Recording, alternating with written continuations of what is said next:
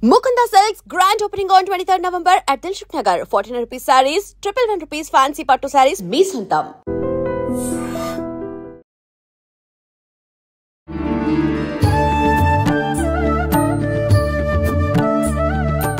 నమస్కారం, welcome to I dream. ధర్మ మార్గం విత్ విజిత కార్యక్రమానికి స్వాగతం. ప్రస్తుతం మనతో పాటు ఉన్నారు లలిత అమ్మవారి ఉపాసకులు గీతా కుమార్ గారు. ఇప్పుడు వారితో మాట్లాడి మరిన్ని విషయాలు తెలుసుకుందాం. ముఖ్యంగా మనకున్న సందేహాలన్నింటినీ కూడా నివృత్తి చేసుకునే ప్రయత్నం చేద్దాం. నమస్తే మా. నమస్తే మా. శ్రీమాత్రే నమః. శ్రీమాత్రే నమః. మా అంటే నిత్యం కొన్ని విధానాలు ఆచరిస్తున్నప్పటికీ ముఖ్యంగా దీపారాధన విషయంలో మళ్ళీ సందేహాలు వస్తూనే ఉంటాయి. ఏదైనా ఎక్కువగా చేస్తున్నాము అని అంటే దాంట్లో డౌట్లు క్లియర్ అవ్వాలి, కానీ ఇంకెక్కువగా డౌట్లు వస్తూ ఉంటాయి. ముఖ్యంగా తీసుకుంటే దీపారాధన చేసేటప్పుడు దీపం ఏ దిక్కున ఉండాలి, దీపారాధన చేస్తున్నప్పుడు మనం ఏ ఆసనం మీద కూర్చోవాలి, దీపం ఏ దిక్కున పెట్టాలి, కరెక్ట్గా దీపారాధన చేస్తున్నప్పుడు ఎటువంటి పద్ధతిని ఆచరించాలి, ఇలాంటి సందేహాలు అయితే చాలా మందిలో ఉన్నాయి ఇప్పటికీ కూడా. వాటి గురించి ఒక వివరణ ఇవ్వండి. సరే అమ్మా. ముందుగా దీపారాధన ఎలా చేయాలి? దానికి ముందు మనం ఎర్లీ మార్నింగ్ లేవాలి. సూర్యోదయానికి మునుపే లేసి 6-7 గంటల లోపల ఇంట్లో నిత్య దీపారాధన అయిపోగొట్టాలి. కొంచెం కుదరని వాళ్ళు ఇంకొంచెం లేట్, కుదరని వాళ్ళు అనేది లేకుండా 6-7 గంటల లోపల అయిపోగొట్టుకోవడమే మంచిది. దీపారాధన ఎలా చేయాలి, ఏ దిక్కున పెట్టాలి అని అంటే, దీపం మనం వెలిగించేటప్పుడు అయితే తూర్పుకు ఉండాలి, తూర్పు ముఖం చూస్తుండాలి, లేదా పడమటి ముఖం చూస్తుండాలి, లేదా ఉత్తరం దిక్కు చూస్తూ ఉండాలి. దక్షిణం వైపుకి పెట్టరు. యమస్థానం అని చెప్పేసి దక్షిణం వైపుకి పెట్టరు. తూర్పు దిక్కుకి పెడితే సంపదలు, ఉత్తర దిక్కుకు పెట్టినా కూడా ఐశ్వర్యాలు. ఎందుకంటావా, కుబేరుడు ఉత్తరానికి అధిపతి అని చెప్పేసి ఉత్తర దిక్కుకు పెట్టుకుంటారు చాలామంది. పడమటి దిక్కుకి మోక్షం అని కూడా అంటారు. దక్షిణానికి మాత్రం యమస్థానం కాబట్టి పెట్టరు. ముందుగా ఇప్పుడు ఈ దిక్కులన్నీ ఆచరిస్తే పర్వాలేదు. కొంతమందికి అసలు దిక్కులు అర్థం అవ్వవు. అంటే విలేజ్లలో అయితే ఓకే, కానీ సిటీ కల్చర్కి వచ్చేసరికి చాలా మందికి దిక్కులు అర్థం అవ్వవు. అటువంటప్పుడు కొంతమంది ఏమంటారంటే, నేను కూర్చుని దీపారాధన చేస్తున్నప్పుడు దీపం స్వామివారి వైపున ఉండాలా, నా వైపున ఉండాలా? ఆ సందేహం కూడా క్లియర్ చేయండి. స్వామివారి వైపుకి ఉండొచ్చు, మీ వైపుకి ఉండొచ్చు, కానీ మీరు ఏ దిక్కుకి చేస్తున్నారా అనేది ఇంపార్టెంట్. మీరు తెలుసుకోవాలి ఖచ్చితంగా. అంటే మీరు కూర్చున్నప్పుడు మీ ముందు తూర్పు కనిపిస్తుందా, ఉత్తరం కనిపిస్తుందా, దక్షిణం కనిపిస్తుందా, పడమటి కనిపిస్తుందా అనే విషయం మీరు ఖచ్చితంగా తెలుసుకొనే కూర్చొని పూజ చేయాలి. ఉత్తరానికి కూర్చొని పూజ చేయొచ్చు, తూర్పుకి కూర్చొని పూజ చేయొచ్చు, పడమటికి కూర్చొని కూడా పూజ చేయొచ్చు. దక్షిణం వైపు కూర్చొని పూజ చేయకూడదు అంటారు. దక్షిణ ముఖంగా కూర్చొని పూజ చేయకూడదు అంటారు. దక్షిణం వైపుకి తప్ప మిగతా 3 వైపులు కూర్చొని మనం పూజ చేసుకోవచ్చు. దాంట్లో ఎటువంటి సందేహపడాల్సిన అవసరం లేదు. ముందుగా దీపారాధన చేసేటప్పుడు ఖచ్చితంగా ఇంట్లో మనము దైవికంగా చేస్తున్నాం కాబట్టి దీపానికి అక్షంతులు, పసుపు, కుంకుమ ఇవన్నీ అలంకరించాలి. దీపారాధన కన్నా ముందే అలంకరించేసుకొని మనం దీపారాధన చేసేటప్పుడు ఏదో ఒక దేవి శ్లోకం చదువుతూ దీపారాధన చేయాలి. ఇప్పుడు అందరి ఇళ్లలో కామాక్షమ్మ దీపం పెట్టుకుంటారు. అవును, మనం చాలా వరకు చూస్తున్నాం.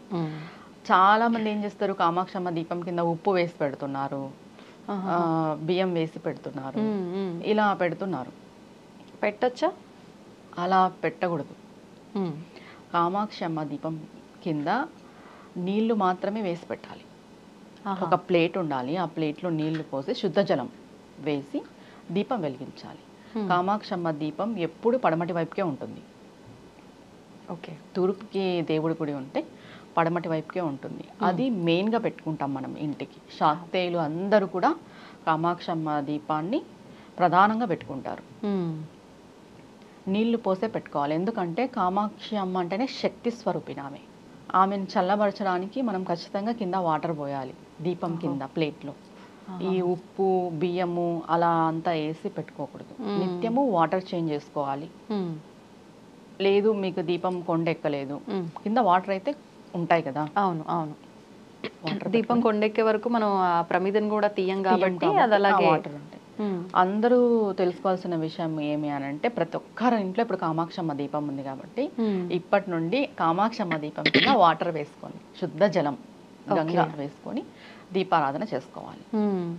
ఈ దీపారాధన నియమాలకు వస్తే ఉపాసకులకి ఒక నియమం ఉంటుంది, మామూలుగా గృహస్థులకు ఒక నియమం ఉంటుంది. ఎటువంటి నియమాలమ్మా? గృహస్థులు కామాక్షమ్మ దీపం పెట్టుకోవచ్చు, లేదా 5 అడుగుల 5 ముఖాల దీపం వస్తుంది కదా, అది పెట్టుకుంటారు. ఉపాసకులు మాత్రం అంటే కొంతమంది ఏ ఉపాసన మార్గంలో ఉంటే వాళ్ళకి తగ్గట్టు వాళ్ళ గురువు చెప్తారు ఈ విధంగా మనం దీపారాధన చేసుకోవాలని. నేను ఇప్పుడు శ్రీ విద్యలో ఉన్నాను కాబట్టి మా ఉపాసనలో ఎలా చెప్తారు అని అంటే, దేవుడికి ఎడం వైపు గణేశుడికి సంబంధించిన దీపం పెడతాం, ఎర్ర ఒత్తి వేసి నెయ్యి వేసి ఎడం వైపు వస్తుంది. మనకి కుడివైపు అంటే కుంకుమలది పెడతాం. దేవుడికి కుడివైపు గురువుకి పెడతాం, తెల్ల ఒత్తితో పెడతాం. అవి కూడా ఒకదాన్ని ఒకటి చూసుకుంటూ ఉండాలి, దేవుడి వైపుకు ఉండదు, అది ఆపోజిట్ లో పెడతారు. ఇలా ఎవరెవరి ఉపాసన మార్గం పరంగా వాళ్ళకి దీపారాధన ఉంటుంది. ఇది శ్రీ విద్యకి నియమం. ఇప్పుడు అంటే మీరు ఉపాసన మంత్ర దీక్ష తీసుకున్నారు కాబట్టి మీరు ఇలా చేయాలి. ఇప్పుడు మీ ఇంట్లో ఖచ్చితంగా ఈ నియమమే పాటించాలి. మీరు చేయాల్సిన సందర్భం కాకుండా విడిగా ఇంట్లో వాళ్ళు చేయాల్సి వచ్చినా ఈ నియమమే ఆచరించాలా? లేదు, వాళ్ళు నిత్య దీపం కామాక్షమ్మ దీపం పెట్టుకుంటారు. ఓకే. ఇప్పుడు వైష్ణవులు ఉన్నారనుకోండి, ఇప్పుడు నామాల దీపం పెట్టుకుంటారు, పిండి దీపం పెట్టుకుంటారు వైష్ణవులు. శాక్తము శైవము రెండు ఒకటే, దాంట్లో మనం భేదం చూపించడానికి లేదు. వైష్ణవం కూడా ఒకటే, దాంట్లో కూడా భేదం చూపించడానికి లేదు. కానీ వాళ్ళు పెట్టుకుంటారు అలా. ఓకే. నామాల దీపం అని, పిండి దీపం అని శనివారం పూట స్వామి వారికి.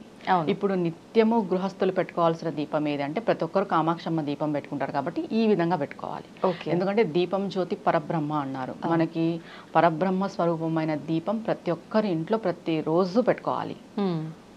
2 సంధ్య వేళల్లో పెట్టుకోవాలి, ఉదయము సాయంత్రం. ఓకే. ఏ నూనె వాడాలి అంటే నువ్వుల నూనె, నెయ్యి, ఆముదం, ఈ మూడిట్లో ఆముదం కూడా వాడచ్చు.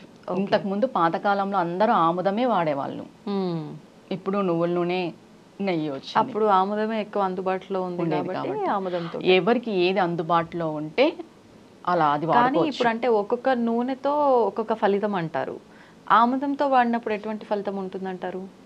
ఒక్కొక్క నూనెతో ఒక్కొక్క ఫలితం అనేది ఏం ఉండదు. మనం దీపం పెడుతున్నాము అని అంటే ఫస్ట్ మనలో మనం జీవన జ్యోతిని వెలిగించుకోవాలి.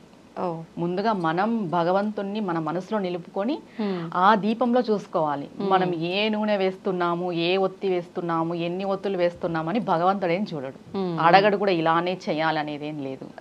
ఇప్పుడు చెప్తున్నారు కొబ్బరి నూనె వేస్తే ఈ ఫలితం. శ్రేష్టము అంటే నువ్వుల నూనె, ఆవు నెయ్యి, ఈ 2 శ్రేష్టమైనవి. మామూలుగా ప్రతి ఒక్కరు వాడుకునేది కూడా ఈ 2. ఇంకా కొబ్బరి నూనె, ఇప్ప నూనె, ఆవాల నూనె అవి వాటి రెమెడీస్ తగ్గట్టు, తాంత్రికం తగ్గట్టు వాళ్ళు చేసుకుంటారు. తాంత్రిక విధానంలో అవన్నీ యూజ్ చేసుకుంటారు.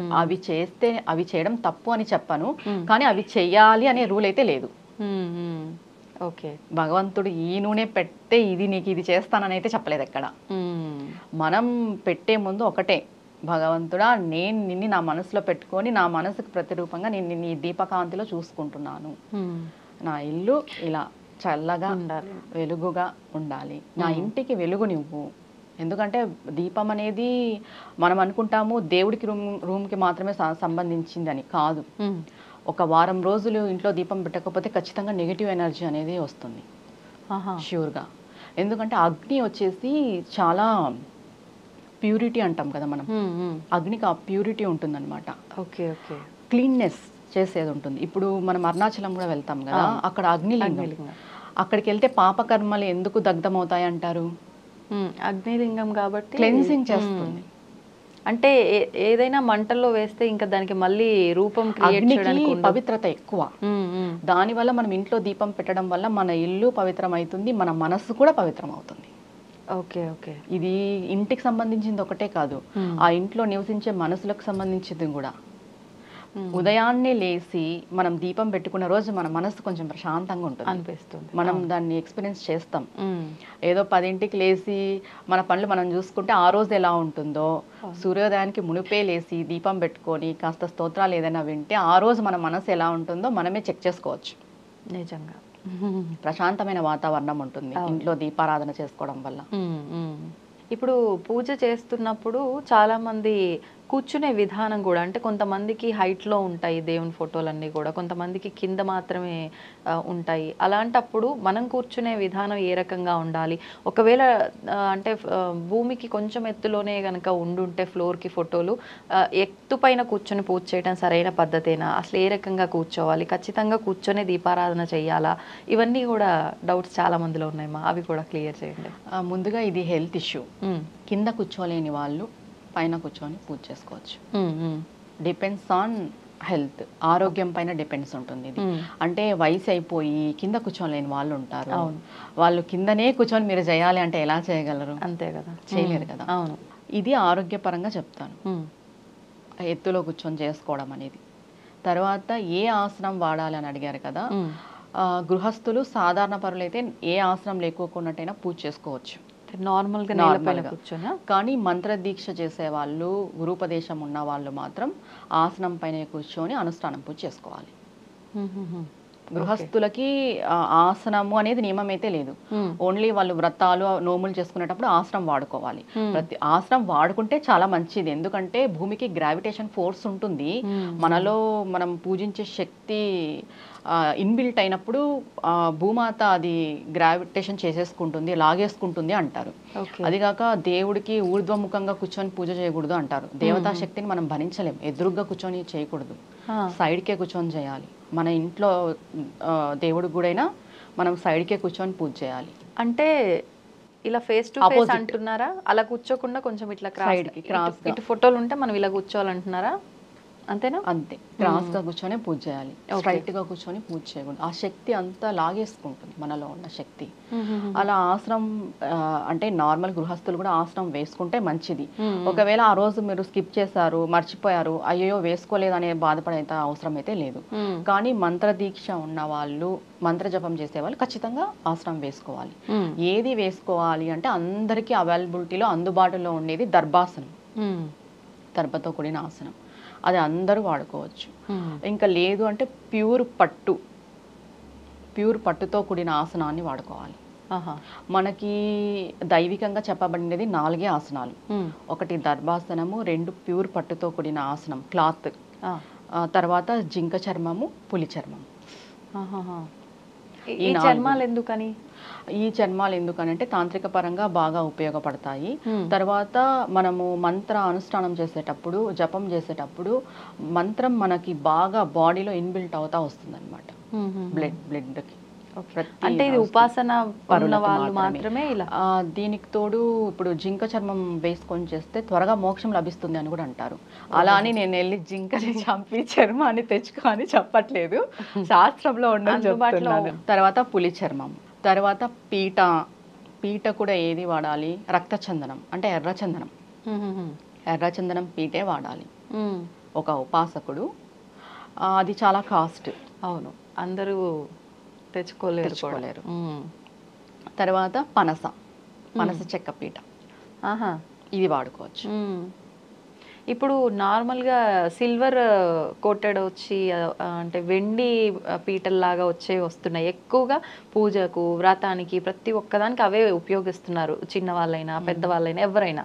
అవి వాడచ్చు అంటారా? అంటే పూజలకి వాడచ్చు, మనం వేసుకోవడానికి యూస్ కావు. దర్భాసనమే మంచిది, శ్రేష్టమైనది దర్భాసనమే. మనము రక్తచందనం పీట పెట్టుకుంటే అది కేవలం మన వంశీయులు మాత్రమే వాడాలి. దీంట్లో కూడా అంటే ఇప్పుడు నేను పెట్టుకున్నాను, నేను వాడుతున్నాను, నా కొడుక్కి కానీ నా కూతురికి కానీ నా అనుమతితోనే ఇవ్వాలి. నా అనుమతి లేనిదే మళ్ళీ అది ఎవరు యూజ్ చేయకూడదు. అంటే దానిపైన కూర్చునే విషయానికి వస్తే కూడా పీఠము అంటే అది చాలా శ్రేష్టమైనది, దాని పరంపర ఉంటుంది అనమాట. పీఠం ఎక్కినాము అంటే పీఠం మీద కూర్చునేదే ఎక్కినాము అనేది. ఓహోహోహో, అలా అంటే ఏదో ఉంది కదా అని ఎవరింటికి వచ్చినా దాన్ని వేసుకొని కూర్చోవడం, ఇలాంటి మన పిల్లలు కూడా వేసుకోవడానికి లేదు. మన పిల్లలకు కూడా మనం అనుమతిస్తేనే నెక్స్ట్ వాళ్ళకి అది. ఒక ఎర్రచందనం పీట చేసుకున్న తర్వాత, మనం పీఠం ఏర్పరచుకున్న తర్వాత పరంపర నడుస్తుంది. ఇదంతా అవసరం లేకోకున్నట్టు హ్యాపీగా దర్భాసనం పెట్టుకొని అది ఉత్తమం. పూజ చేసుకోవచ్చు. ఇది ఉత్తమమైన మార్గం, నిజంగా సులభమైన మార్గం. ఆ, ఇప్పుడు దీపారాధన ఇందాక అన్నప్పుడు నేను అడగడం మర్చిపోయినా, 2 ప్రమిదలు కొంతమంది అంటే హైట్లో ఉన్నది మధ్యలోంచి ఒత్తి వేసే ప్రమిద ఒక్కటైనా అఖండంగా ఉండడానికి మేము ఇది వాడుతున్నాము అని చెప్పి చాలా మంది ఇళ్లలో నేను కూడా చూడడం జరిగింది. అలా పెట్టడం కరెక్టే అంటారా? అఖండ జ్యోతిగా అనంటే మట్టి దీపాలు శ్రేష్టమ్మా. మట్టివి. మట్టివి పెట్టుకుంటే చాలా శ్రేష్టం, లేదా వెండిది. ఓకే. కానీ ఇంట్లో నిత్య దీపారాధన కోసం అలా అఖండ దీపం పెట్టడం సరైన పద్ధతి అంటారా? అది అఖండ దీపం కింద రాదు. అఖండ దీపంకి నియమం వేరైపోతుంది. ఓకే. ఇప్పుడు మామూలుగా మనం ఒక పెద్ద దీపం తీసుకుంటాం, అవును, ఈ రోజు వెలిగిస్తాం, పూజ చేసేసి వెలిగిస్తాం. అది కొంట ఎక్కుకోకున్నట్టు మనం నూనె వేస్తూ ఉంటాం, అది అఖండం కింద రాదు. మరి అఖండం అంటే సపరేట్ అఖండ జ్యోతికి పీట ఏర్పాటు చేస్తాం. ఆవు పేడతో అలికి దానిపైన బియ్యపిండితో ముగ్గు పెట్టి దాని కింద నవధాన్యాలు వడ్లో ఏవో ఒకటి వేసి ప్లేట్ పెట్టి లేదా చాట పెట్టి దానిపైన పెట్టే దీపం అఖండ దీపం. ఓకే. అఖండ దీపానికి మనం స్టార్టింగ్ వెలిగించేటప్పుడు నారికేలం సమర్పిస్తాం, టెంకాయ కొడతాం, తర్వాత ప్రతిరోజు నైవేద్యం పెట్టాలి. ఓహో, అంటే దీపం దగ్గర పెట్టాలా? దీపం దగ్గర పెట్టాలి. ఇంకా ఇక్కడ దీపంలోనే శక్తిని ఆవహిస్తున్నాము. మనం అఖండ జ్యోతి వెలిగించేటప్పుడు కూడా మనము ఏ దేవుడికైతే మనం పెడుతారు, ఇప్పుడు నవరాత్రుల్లో అఖండ జ్యోతి పెడతాము, దేవి నవరాత్రుల్లో ఏ దేవతకు పెడతాము? అమ్మవారికి పెడతాము. అమ్మవారి యొక్క శక్తిని మనం దీపంలోకి ఆవాహన చేస్తున్నాము. మళ్ళీ అలాంటప్పుడు మనం నైవేద్యం పెట్టాలి కదా. అవును. అఖండ జ్యోతి అని అంటే అక్కడ ఖచ్చితంగా అమ్మవారి శక్తి ఉన్నట్టే. విగ్రహాన్ని మనం ఎలా భావిస్తామో అఖండ జ్యోతిని కూడా అలా భావించాలి. విగ్రహమే జ్యోతి రూపంలో ఉంది, ఇంకా దేవతా స్వరూపమే ఈ దీపం రూపంలో ఉన్నారు అని భావించాలి. యంత్రమే జ్యోతి రూపంలో ఉంది. మనం ఏ దేవతనైతే మొక్కుతున్నామో, ఏ దేవుణ్ణైతే మొక్కుతున్నామో ఆ శక్తి ఆ అఖండ దీపంలో ఉంది. ఖచ్చితంగా నైవేద్యం సమర్పించాలి ప్రతిరోజు. ఇప్పుడు 40 రోజులు కొంతమంది పెట్టుకుంటారు అఖండ జ్యోతిగా, వాళ్ళు కూడా నైవేద్యం పెట్టుకోవాల్సిందే. ఇప్పుడు అసలు అంటే ఎటువంటి సందర్భాల్లో పెట్టుకోవచ్చు అంటారు ఈ అఖండ దీపం కూడా? మళ్ళీ అంటే కొంతమంది ఇది కూడా ఆచారం ఉండాలా, ఒకవేళ ఇలాంటి దీపం ఏదైనా కోరిక ఉంది, బలమైన కోరిక అస్సలు నెరవేరట్లేదు, అది నిజంగా ధర్మమైన కోరికే, అలాంటి సందర్భాల్లో ఇది మీరు అన్నట్టు ఆ 41 days నిష్టగా ఇలా పెట్టుకొని చేస్తే ఫలితం ఉంటుందంటారా? అంటే దీంట్లో చాలా డౌట్లు ఉన్నాయి. ఫస్ట్గా పెట్టుకోని వాళ్ళకి ఎక్కువ, అంటే మేము ఇంతవరకు పెట్టుకోలేదు, ఇప్పుడు పెట్టుకోవచ్చా? పెట్టుకోవచ్చు. మీరు ఇన్ని రోజులు చేయలేదు, ప్రాసెస్ తెలీదు, బాగా ప్రాసెస్ కనుక్కొని చేసుకోవచ్చు. తర్వాత మనకి ధర్మబద్ధమైన కోరిక ఒకటి ఉంది, అది నెరవేరకపోగా మనం కులదైవతనో ఇష్టదైవతనో ఆరాధన చేస్తున్నాము, ఆ దేవుడికి మనం సంకేతంగా అఖండ దీపం పెట్టుకోవాలి. ఓకే. ఓకే. స్వామి, నేను నీ కోసం ఈ అఖండ జ్యోతిని వెలిగిస్తున్నాను, దీంట్లో మీ యొక్క శక్తిని నేను ఆవాహన చేశాను, నా కోరిక ఇది, నా సంకల్పం ఇది, నేను ఇన్ని రోజులు ఇలా పెట్టి పూజించుకోవాలనుకుంటున్నాను, ఈ అఖండ జ్యోతిని కాపాడు బాధ్యత కూడా నీదే, స్వామికి అప్పచెప్పాలి. నేను చూసుకుంటానంటే మనం చూసుకోలేం, చూసుకునే బాధ్యత కూడా నీదే అని చెప్పి మనం వెలిగించుకోవాలి 40 రోజులు. ఓకే. ఆ సమయంలో అంటే దీక్షగా ఉండాలా, నియమాలు పాటించాలంటారా? ఇంట్లో అఖండ జ్యోతి వెలిగించాము అని అంటే ఖచ్చితంగా దీక్షనే. ఇప్పుడు ఒకవేళ అంటే 40 days అన్నారు, మరి ఆడవాళ్ళకి 40 days వరుసగా అయితే కుదరదు, 5 days, అప్పుడు మధ్యలో 5 days ఇంట్లో వాళ్ళకి అప్పచెప్పొచ్చా బాధ్యత? ఓన్లీ ఆయిల్ వేసుకోవడమే కదా, అప్పచెప్పచ్చు ఆడవాళ్ళు. ఒకటి, మనం అఖండ జ్యోతి వెలిగిస్తున్నాము అని అంటే ఖచ్చితంగా ఏకభుక్తం చేయాలి, భూషయనం చేయాలి. ఈ 2 ఆరోగ్యరీత్యానే. బ్రహ్మచర్యం ఖచ్చితంగా పాటించాలి, మాంసాహారం తినకూడదు, ఈ 2 ఖచ్చితంగా పాటించాలి. ఏకభుక్తం భూషయనం అనేది ఆరోగ్యరీత్యా చెప్తాను. మాంసాహారం తినకూడదు, బ్రహ్మచర్యం ఖచ్చితంగా పాటించాలి. ఓకే. అఖండ జ్యోతి వెలిగిస్తున్నాము అంటే మనం చాలా శక్తిని ఇంటికి ఆవాహన చేస్తున్నామని అర్థం. అది చిన్న విషయం కాదు. అఖండ జ్యోతి అంటే చాలా మంది ఆ మామూలే కదా, దీపమే కదా అనుకుంటారు, కానీ కాదు, అక్కడ ఒక ప్రాణశక్తి ఉన్నట్టే అఖండ జ్యోతిలో. ఓకే. ఓకే. మామూలుగా మనము ఇంట్లో నిత్య దీపం వెలిగిస్తేనే అంత పాజిటివిటీ ఉన్నప్పుడు ఇంకా అఖండ జ్యోతిని మనం పెట్టుకున్నప్పుడు ఇంకెంత పాజిటివిటీ ఉండదు, ఇంకెంత శక్తి ఉండదు. అవునా కాదా? అవును. అంటే అంతే నియమనిష్టలతో మనం ఖచ్చితంగా 40 రోజులు కూడా చేయాల్సిందే. ఇంకొక విషయం ఏంటంటే, దీపం సడన్ గా కొండెక్కింది అనుకుందాం, ఇలా అఖండంగా పెట్టినప్పుడు ఏదో ఏం అయిపోదు, అవదా? ఆ. ఎందుకు అవ్వదు అని చెప్తున్నాను అని అంటే, అక్కడ నీకు సంకేతం ఇస్తున్నాడు భగవంతుడు, నువ్వు ఇంకా ఇంట్రెస్ట్గా లేవు అని. ఓహో. దీపం కొండెక్కింది అంటే ఒక్కటి నేను చూసుకోగలను అంటేనే అఖండ జ్యోతి వెలిగించాలి ఎవరైనా సరే. ఎందుకంటే ఒక చిన్న పిల్లని ఎలా చూసుకుంటామో మనము, పుట్టిన పిల్లల్ని బయటికి వెళ్ళినప్పుడు అలా ఏం చేస్తున్నారు, లేసినారా అని చూసుకుంటాం కదా, అలా ఆయిల్ వేసేటప్పుడు అలానే చూసుకోవాలి. ఆయిల్ ఉందా లేదా, దీపం పెద్దగా వెలుగుతుందా చిన్నగా వెలుగుతుందా, కాన్సన్ట్రేషన్ అంతా అక్కడే ఉంటుంది. ఇప్పుడు కొన్నిసార్లు అంటే అలా పెట్టినప్పుడు మార్నింగ్ ఒకసారి మనం దీపారాధన చేసినప్పుడు నార్మల్గా ఆయిల్ వేస్తాము, అంత విధానం అంతా కరెక్ట్గా చూసుకుంటాం. తర్వాత సాయంకాలం దీపారాధనప్పుడు మళ్ళీ చూసుకుంటాం. ఒకవేళ మధ్యలో రాత్రి సమయంలో ఎప్పుడైనా ఒకసారి వెళ్ళి చూద్దామని వెళ్ళినప్పుడు ఆయిల్ తక్కువగా ఉంది అనిపించో, లేదంటే ఒత్తి లోపలికి వెళ్తుంది లాగుదామా అనిపించో, అలా చెయ్యొచ్చు అంటారా? అందుకే కదా మనం బ్రహ్మచర్యము మాంసాహారం తినట్లేదు ఇక్కడ. అంటే మనం ఏ టైంలో అయినా నియమాల్లో ఉంటాం కాబట్టి దీపాన్ని మనం తాకొచ్చు, సరి చేయొచ్చు, ఏమైనా చేయొచ్చు. ఏ టైంలో అయినా మనం దీపాన్ని తాకొచ్చు, ఎందుకంటే మనం దీక్షలో ఉంటాం కాబట్టి. Okay okay. గంటకు ఒకసారి 2 గంటలకు ఒకసారి వెళ్ళి చూస్తుండాలి. మనం పెట్టేసినాము మన బాధ్యత అయిపోయింది అనుకోకూడదు. అఖండ దీపం ఇంట్లో ఉన్న టైంలో మాత్రం చాలా కేర్ఫుల్గా ఒక చిన్న చంటి పిల్లాన్ని ఎలా చూసుకుంటామో, అబ్జర్వేషన్లో పెట్టుకుంటామో, అలా అఖండ జ్యోతిని కూడా మనం అబ్జర్వ్ చేస్తూనే ఉండాలి. ఒకవేళ అది కొండెక్కింది, ఏమీ అయిపోదు, ఏదో అయిపోతుంది ఏదైతే లేదు. మీరు అప్పుడు శరణాగతి స్వామికి, స్వామి నేను ఏదో తప్పు చేసినట్టున్నాను, ఏం తప్పు చేశానో నాకు తెలీదు, నన్ను క్షమించు. ఎలా చెప్పాలి అంటే శరణాగతి, ఒక స్వామి ఎదురుగున్నాడు, మీరు మోకరిల్లిపోయినట్టు మీరు చెప్పుకోవాలి. ఎందుకంటే ఒక సంకల్పం చేసి మీరు అది సరిగ్గా ఇది చేసుకోకున్నప్పుడు ఖచ్చితంగా శరణాగతి వేడుకోవాలి. వేడుకున్న తర్వాత ఆ ఒత్తి తీసేసి కొత్త ఒత్తి వేసుకొని వెలిగించుకోండి. Okay okay.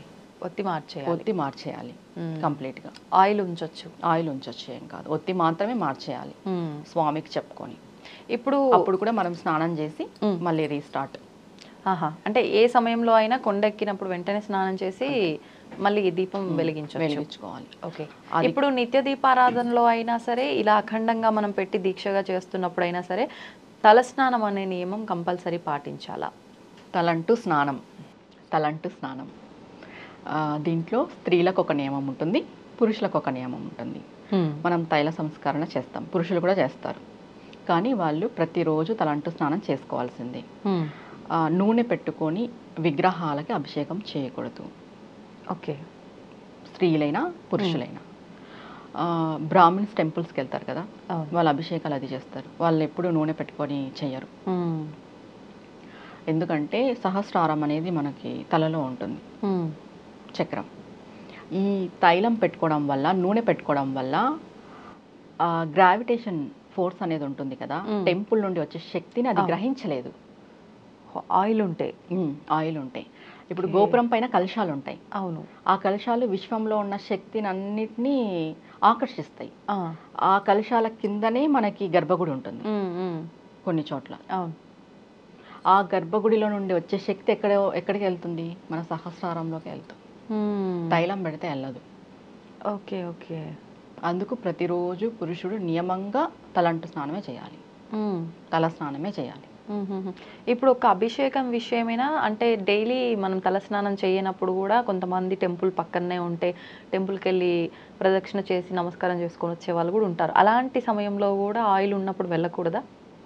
పురుషులైతే ఖచ్చితంగా తలస్నానం చేసే వెళ్ళాలి. పురుషులు ఖచ్చితంగా ప్రతిరోజు తలస్నానం చేయాలి. ఓకే. స్త్రీలు శుక్రవారం ఖచ్చితంగా చేయాలి, ఫ్రైడేనే చేయాలి. ఇంకా ఏ రోజుల్లో చేయొచ్చు? మనకి పాతకాలంలో ఎక్కువ తలస్నానాలు లేవు, వారానికి ఒక రోజు శుక్రవారం మాత్రమే చేసేవాళ్ళు. తర్వాత ఋతుక్రమంలో చేస్తారు. ఓకే. 3వ రోజు, 5వ రోజు, 4వ రోజు ఋతుక్రమంలో చేసినప్పుడు తలస్నానము వాళ్ళు జుట్టు విరబోసుకోరు, అలా అని అల్లుకొని కూడా అల్లుకోరు, కింద ముడి వేసుకుంటారు. అవునవును. పూర్వం ముడి వేసుకునే వాళ్ళు. ఎందుకు అంటే ఎవరైనా ఉపాసకులు కానీ, పూజ చేసుకునే వాళ్ళు కానీ, వ్రతాలు చేసుకునే వాళ్ళు కానీ, పండగలు చేసుకునే వాళ్ళు కానీ ఆ జుట్టు ముడి వేసుకోవడం చూసి ఓ ఈమె బయట ఉంది అని తెలుసుకునే వాళ్ళంట పూర్వంలో. ఆ జుట్టు ముడికి సంకేతం ఏమంటే ఆమె ఋతుక్రమంలో ఉంది పూర్వం. ఋతుక్రమంలో ఉన్న వాళ్ళు 3వ రోజు 4వ రోజు 5వ రోజులో చేస్తారు. ఇంకా మామూలుగా అయితే శుక్రవారం పూట చేస్తారు. ఓకే. ఆడవాళ్ళు ప్రతిరోజు చేయాలనేది నియమం అయితే లేదు. ఆడవాళ్ళు పుట్టుకతోనే వాళ్ళకి దోషం లేదు, నీళ్లు పోసుకోవాలి అనేది అయితే లేదు. పసుపు పూసుకొని మంగళ్యానికి పసుపు పెట్టుకొని వాళ్ళు స్నానం చేస్తే వాళ్ళు తలంటూ స్నానం చేసినట్టే. ఓకే. ఓకే. తర్వాత తలపైన నీళ్లు చల్లుకున్న వాళ్ళు స్నానం చేసినట్టే పూర్తిగా. వాళ్ళ శరీర ఆకృతి పుట్టుకతోనే ఏ దోషం లేకోకున్నట్టు ఉంది ఆడవాళ్ళకి. కానీ మగవాళ్ళు అలా కాదు, ఖచ్చితంగా ప్రతిరోజు చేసుకోవాలి. ఓకే. తలంటు స్నానం. ఇప్పుడు తల స్నానం అంటున్నారు, తలంటు స్నానం అంటున్నారు, అంటే 2 రకాలుగా మాట్లాడుతున్నాము. 2 ఒక్కటేనా లేదంటే డిఫరెన్స్ ఏమైనా ఉందా? తలంటు స్నానము అని అంటే కుంకుడికాయ ఇదంతా వేసుకొని షాంపూ అప్లై చేసుకొని చేసేది. తల అంటు అంటే ఆల్రెడీ నూనె అంటించి ఉండే తల అని అర్థం. నూనె అంటించి ఉన్న తలనే తలంటు స్నానం అంటారు. నూనె లేకోకున్నట్టు స్త్రీ కానీ పురుషుడు కానీ స్నానం చేయకూడదు. అది వేరే సంస్కరణ అయిపోతుంది. ఓకే. శాస్త్రంలో ఏం చెప్తుంది, తల అంటు అని ఎందుకన్నారు అంటే ముందు రోజు తైల సంస్కరణ చేసి మరుసటి రోజు ఉదయాన్నే తలంటు చేయాలి. ఒట్టి నీళ్లు నెత్తిపైన పోసుకోకూడదు. ఓకే. ఓకే. పురుషుడైనా స్త్రీ అయినా. ఓకే. ఒకవేళ అంటే ఇప్పుడు శుక్రవారం మాత్రమే ఆడవాళ్ళు తల స్నానం చేయాలి అని అన్నారు, మిగతా రోజుల్లో కూడా అంటే ఈ మధ్య కాలంలో చాలా మంది ఎక్కువగా పొల్యూషన్కి అటు ఇటు తిరుగుతున్న వాళ్ళు ఆ డస్ట్ అలా వదిలేయడం కన్నా చేయడమే ఉత్తమము అని చెప్పి నిత్యము తలస్నానం చేసే వాళ్ళు ఉన్నారు. శాస్త్ర ప్రకారంగా అంటే ఏదైనా దోషమా, చేసుకోవచ్చా? చేసుకోవచ్చు, ఒక గురువారం ఒకటే చేసుకోకూడదు అంటారు. ఎందుకనండి గురువారం ఎందుకు చేయకూడదు? అది మార్గశీర్ష మాసానికి సంబంధించింది ఒకటి ఉంది. దాంట్లో మనము లక్ష్మీ పూజ చేసుకుంటాం అన్నమాట. గురువారం ఆ లక్ష్మీ పూజ చేసుకునేటప్పుడు తలంటు చేయము, ఒట్టి నీళ్లు పోసుకుంటాం. అంటే ఓన్లీ మార్గశీర మాసంలో మాత్రమే. ముందు రోజే తలంటు చేసేసి మరుసటి రోజు ఒట్టి నీళ్లు పోసుకుంటాం. కొంతమంది అది కూడా పోసుకోరు. నార్మల్గా గురువారం చేయకూడదు, గురువారం చేస్తే మంచిది కాదు అని చెప్తారు. అంటే ఆరోగ్యరీత్యా కానీ పర్సనల్గా కానీ మంచిది కాదు అని చెప్తారు. ఇంకా మిగతా వారాల్లో చేసుకోవచ్చు. మెయిన్గా దీంట్లో ఎలా వెళ్తుంది అంటే శైవులు వచ్చేసి సోమవారం చేసుకుంటారు, వైష్ణవులు వచ్చేసి శనివారం చేసుకుంటారు, తప్పనిసరిగా చేసుకుంటారు. అంటే ఏ దేవుణ్ణి అయితే ఆరాధిస్తున్నారో ఆ స్వామికి సంబంధించిన రోజు. ఇంటి దేవుడు అంటాం కదా, కులదైవం, ఇంటి దైవం, వారి వారి గృహరీత్యా ఎలా చేస్తారు అంటే శైవులు సోమవారం చేసుకుంటారు, గాణపతులు బుధవారం చేస్తారు, శాక్తేయులు శుక్రవారం మంగళవారం చేస్తారు, వైష్ణవులు శనివారం చేస్తారు. ఇంటి దేవుడికి సంబంధించి చేసే స్నానం ఎలా ఉంటుంది అని అంటే శైవులు ఎలా చేస్తారు అంటే సోమవారం చేసే వాళ్ళు వాళ్ళే పరమేశ్వరుడుగా భావించి పురుషులు చేసుకుంటారు, వాళ్ళకి వాళ్ళే. ఓకే. ఎప్పుడు సహస్రారం తడవాలి. సహస్రారం టు మనము తలస్నానం చేస్తే మనం అభిషేకించుకున్నట్టు మనల్ని మనం, ఎందుకంటే మనలో కూడా పరమాత్మ ఉంటాడు కదా. అవును అవును. వైష్ణవులు కూడా అలానే మేమే విష్ణువు అనే భావనతోనే వాళ్ళు స్నానం చేస్తారు. Okay okay. స్నానం చేసే పద్ధతి అది. మనం వెళ్ళి ఏదో చేసామంటే చేసాం. ఇంకొకటి స్నానం కూడా 5-5:30 లోపు అయిపోవాలి, 6 గంటల లోపు. ఇది కష్టం. కష్టం అంటే అయిపోవాలి. ఎందుకంటే సూర్యోదయం అయిపోయిన స్నానానికి రాక్షస స్నానం అంటారు. బ్రహ్మముహూర్తంలో చేసే స్నానము దైవ స్నానం. 5:30-6 ఆ మధ్యలో చేసే స్నానం మనుష్య స్నానం. ఓకే. ఇంకా సూర్యోదయం అయిపోయిన తర్వాత చేసే స్నానాన్ని రాక్షస స్నానం అంటారు. దైవ స్నానం చేయకపోయినా అట్లీస్ట్ మానవ జన్మ ఎత్తినాం కాబట్టి మనుష్య స్నానం అన్నా చేయాలి. అంటే ఏ స్నానం చేయడం వల్ల ఎటువంటి విశేషం ఉంటుందంటారు? బ్రహ్మముహూర్తంలో చేసే స్నానానికి చాలా శక్తి ఉంటుంది, మనం ఆరోగ్యం బాగుంటుంది. ఓకే. ఆ టైంలో చేస్తే. ఇంకా సూర్యోదయంకి మునిపి చేసే స్నానం కూడా ఆరోగ్యం బాగుంటుంది. ఆఫ్టర్ చేసే స్నానం అయితే ఆరోగ్యం బాగుండదు, హెల్త్ ఇష్యూస్ వస్తాయి. హెల్త్ బాగలేక మనము లేట్గా చేయడం వేరు, అంతా బాగుండి చేయకపోవడం వేరు. ఓకే. హెల్త్ బాగాలేకపోతే తప్పదు, ఇంకా ఆరోగ్యం సహకరించదు త్వరగా లేయడానికి, అప్పుడు ఓకే. ఓకే. లేదు అంతా బాగుండి కూడా మేము లేట్గా చేస్తామంటే అది రాక్షస స్నానం అయిపోతుంది. ఆటోమేటిక్గా రాక్షస గుణాలన్నీ మనకు వచ్చేస్తాయి. స్నానం వల్ల కూడా గుణాలు మారిపోతాయి. మనం స్నానం చేసేటప్పుడు కూడా గంగాదేవిని ఆవాహన చేసుకునే స్నానం చేయాలి. మనకు ఆ మంత్రం రాలేదు, 3 సార్లు గంగా గంగా గంగా అన్న అనుకోవాలి స్నానం చేసేటప్పుడు. లేదు మీ ఇష్టదైవం ఉంది, ఇష్టదైవాన్ని అనుకొని చేసుకోండి. ఎందుకంటే పరమాత్మ మనలో కూడా ఉంటాడు. మనం నీళ్లు పోసుకునేటప్పుడు భగవన్ నామస్మరణతో చేస్తే అది తీర్థ స్నానం అవుతుంది. కానీ అంటే నదుల దగ్గర బావుల దగ్గర చేసినప్పుడు అంటే ఓకే, బాత్రూంలో కూడా భగవన్ నామస్మరణ చెయ్యాలంటే భగవంతుడు లేడనా మన ఇంట్లో ఉంటాడు అన్నప్పటికీ భగవన్ నామస్మరణ స్నానం చేసేటప్పుడు చేయొచ్చు, ఏ టైంలో అన్నా చేయొచ్చు భగవన్ నామస్మరణ. ఓకే, దానికి నియమం ఏం లేదు. నువ్వు జలం తీసుకొని నీళ్లు తీసుకొని ఓ మంత్రమో ఓ నామమో చెప్పుకొని చేస్తే అది పవిత్రమైన స్నానం అవుతుంది కదా. అవును, మనకు ఆరోగ్యం బాగుంటుంది, మన ఒంట్లో ఒక తేజస్సు ఉద్భవిస్తుంది, ముఖవర్చస్సు పెరుగుతుంది ఇలా చేయడం వల్ల. ఓకే, ఇప్పుడు అంటే చాలా వరకు అందరూ చెప్తూ ఉంటారు విశేషమైన రోజుల్లో అయితే ఖచ్చితంగా తలస్నానాలు చేయాల్సిందే, తలంటుకోకపోయినా తలస్నానమైనా చేయాలి అని చెప్పి చెప్తూ ఉంటారు. అలా తీసుకుంటే వ్రతాలు పూజలు ఇంట్లో ఏదైనా విధానాలు ఆచరిస్తున్నప్పుడు ఆ రోజు అంతా హడావిడి ఉంటుంది అని చెప్పి కొంతమంది ముందు రోజు నైటే తలస్నానం చేసేసి నెక్స్ట్ డే అసలు నార్మల్ బాత్ చేస్తూ పూజల్లో కూర్చుంటూ ఉంటారు. చాలా వరకు చూస్తుంటాం ఇది, ఎర్లీ మార్నింగే పూజలు ఉన్నప్పుడు అట్లాంటప్పుడు. అట్లా చెయ్యొచ్చు అంటారా? అంటే ఆడవాళ్ళకి తలస్నానం నియమం అయితే లేదు. అంటే వ్రతాలు పూజలప్పుడు కూడా ఆరోగ్యం బాగలేకపోతే చేసుకోకపోయినా పర్వాలేదు. ఓకే, ఆడవాళ్ళు, పురుషులు ఖచ్చితంగా చేయాలి. ఆరోగ్యం సహకరిస్తేనే ఆడవాళ్ళు చేసుకోవాలి. ఆడవాళ్ళు పుట్టుకతోనే వాళ్ళకి ఏ దోషం లేకోకున్నట్టు పుట్టినారమ్మా. అది వాళ్ళకి ఏ దోషం ఉండదు స్నానం చేసుకోకపోయినా కూడా. ఓకే, అసలు శాస్త్రంలో ఏం చెప్తుంది, వాళ్ళు నైట్ పడక గదిలో ఉన్నా ఆ దోషం వాళ్ళకి రాదు అని చెప్తుంది. వాళ్ళు అలానే దేవుడికి వెళ్ళి మొక్కోవచ్చు అని చెప్తారు. వాళ్ళ ఊరికే లేకున్నా కూడా, స్నానం లేకున్నా కూడా, తల స్నానం లేకున్నా కాదు, స్నానం లేకున్నా కూడా, కానీ అలా ఎవరు చెయ్యర్లే, మామూలుగా శాస్త్రంలో ఉంది ఇది కూడా. ఓకే ఓకే, వాళ్ళు 3 సార్లు తలపైన నీళ్లు చల్లుకుంటే వాళ్ళు స్నానం చేసినట్టే. అంటే వాళ్ళని అమ్మవారు పుట్టించడమే ఏ దోషం లేకుండా పుట్టించింది. ఓకే, అంతే. ఆడవాళ్ళు వాళ్ళ దోషాలు వస్తాయి, అదొస్తాయి ఇదొస్తాయి అంటారు కదా, అది శుద్ధ తప్పు. అది వినండి అందరూ వినండి ఇది. అయితే మొత్తానికి ఈ ఒక్క విషయం చాలు ఈ టాపిక్ అంతా అర్థమైపోవడానికి. నిజంగా అంటే ఇలాంటి సందర్భంలోనే అవసరం లేదు అన్నప్పుడు ఇంకా మిగతా విషయాల్లో మనం భయపడాల్సిన అవసరం లేదు. భక్తితో నిష్టగా మనం మంచి మనస్సుతో చేసుకుంటూ వెళ్తే సరిపోతుంది అనేది అర్థమైపోతుంది. అంతే. అంటే నిజంగానే టాపిక్ అంతా మాట్లాడినప్పటికీ నిజంగా ఇది ఇలా చేస్తున్నాం కదా, అది అలా చేస్తున్నాం కదా, ఇది మార్చుకోవాలి అని అనిపించింది. కానీ మీరు చెప్పిన లాస్ట్ విషయంతో నిజంగా డౌట్స్ అన్ని క్లియర్ అయిపోయినాయండి. అంటే ఆడవాళ్ళు ప్రకృతి ఇద్దరు ఒకటే, నేచరు ఆడవాళ్ళు ఇద్దరు ఒకటే. ఆడవాళ్ళకి కానీ నేచర్కి కానీ వాటికి క్లెన్సింగ్ చేసుకునేది ఉంటుంది. ఓకే, ఆడవాళ్ళ శరీరానికి కూడా అది ఉంటుంది, సెల్ఫ్ క్లెన్సింగ్ అని. దానివల్ల నియమం లేదు ఆడవాళ్ళకి. నేచర్కి కూడా ఉంది అది సెల్ఫ్ క్లెన్సింగ్ అని. ఓకే, అంటే కొన్ని వాటంతటా అవే వదిలేయాలి, అదే నార్మల్ అయిపోతుంది అనుకుంటాం కదా. అందుకే ఆడవాళ్ళకి దోషం లేదు, నీళ్లు పోసుకోకపోయినా కూడా దోషం లేదు అంటారు.